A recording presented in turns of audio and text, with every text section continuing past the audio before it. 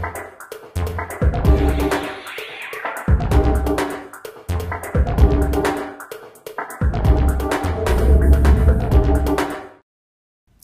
everybody, Matt Klaskowski here with another one of those Lightroom Photoshop before and afters. Well, I'll do all the Lightroom stuff and then we'll go into Photoshop and do Photoshop stuff.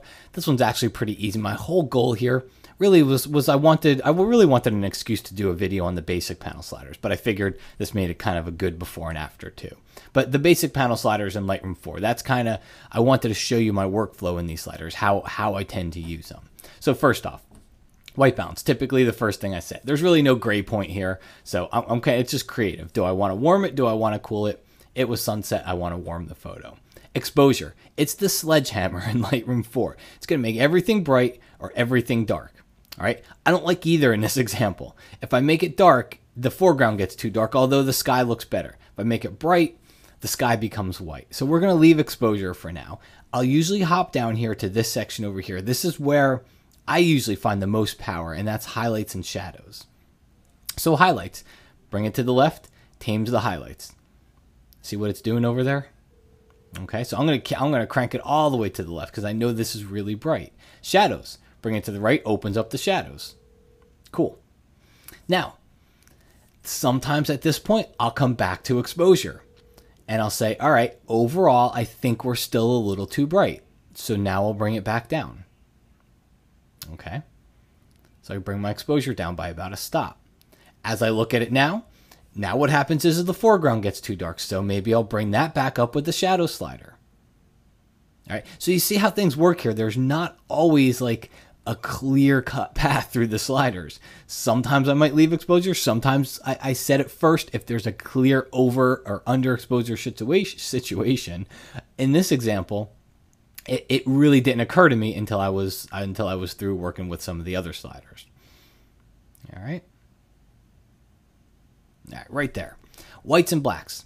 This isn't a must-have. All right, this really comes from people who were used to setting a white and black point in Photoshop with levels. Okay, because there was really never a way to do that inside of Lightroom. So we might already even have a white and black point. In fact, we're close to a white point, and we already have a black point.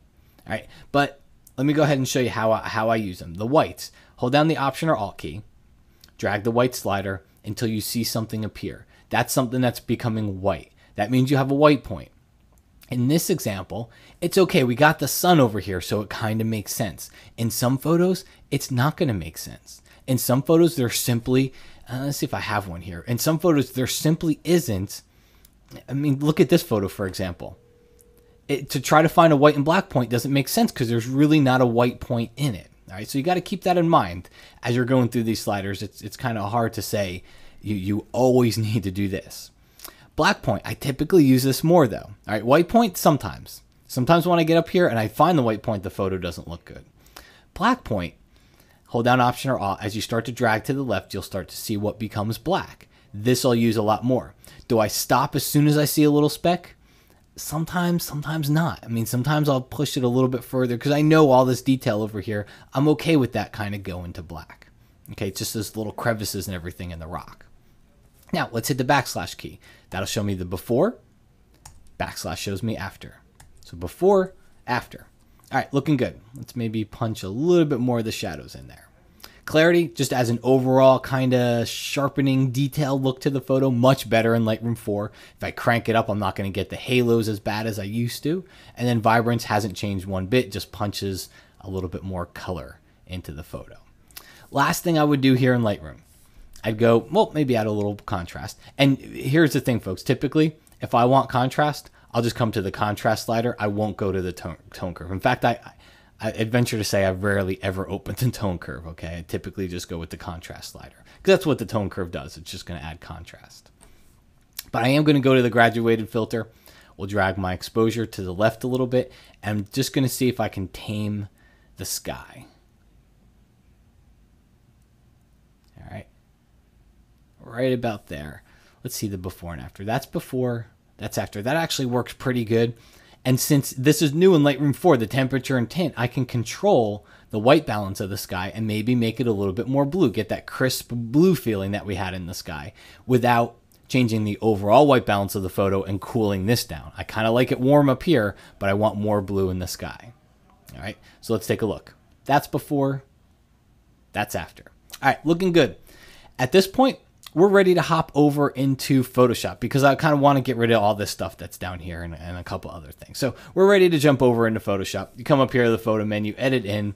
I have Photoshop CS6 beta installed, so that's why you're seeing CS6. All this stuff works absolutely, totally just fine inside of CS5 as well.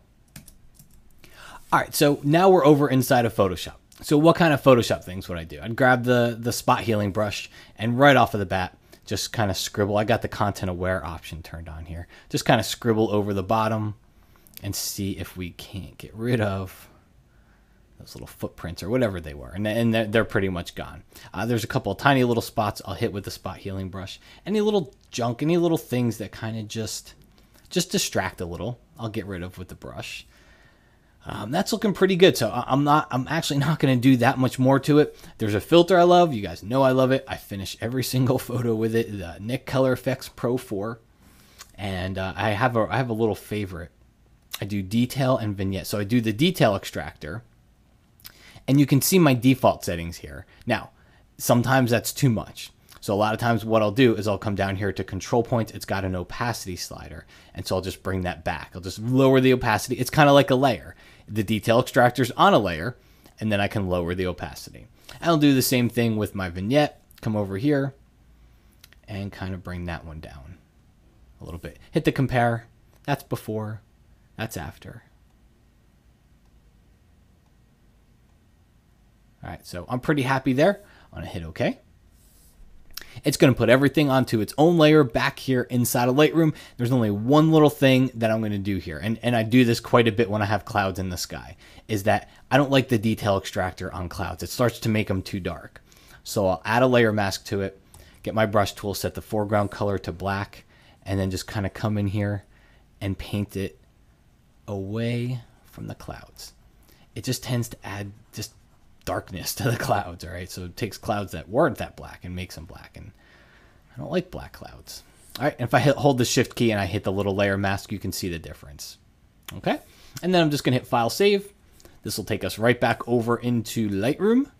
And at this point, I mean, there's nothing really saying that I can't go back and do more Lightroom changes to it if I want. So, you know, if you wanted to kind of HDR it up a little bit, you know, kind of open up the shadows even more, I could crank up my shadow slider here, do that. I could come down to my effects panel. I could maybe add a little bit more of a vignette if that's what you were looking for. Okay, there's a lot of different options up here. If I didn't want to just crank up the shadow slider overall, right, which does the whole photo, I could always go to my adjustment brush and I could just increase the shadow slider and I could paint more of that in. I'm not sure I would do that in this example, but just a couple of examples of things that, you know, you're not stuck once you get back to Lightroom. You can always do things to your photo using the same sliders you used the first time. And in fact, you can actually push it a little bit further once you get back to Lightroom. So hopefully that kind of gives you a good idea. Let's do this.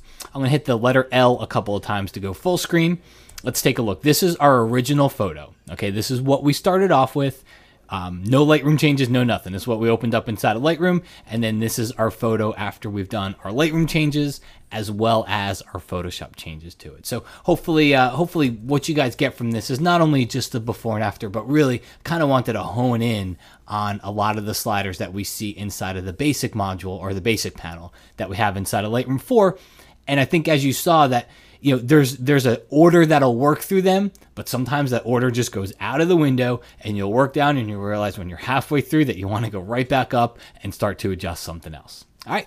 Well, folks, hope you enjoyed. My name is Matt Kloskowski, and I will talk to you again very soon.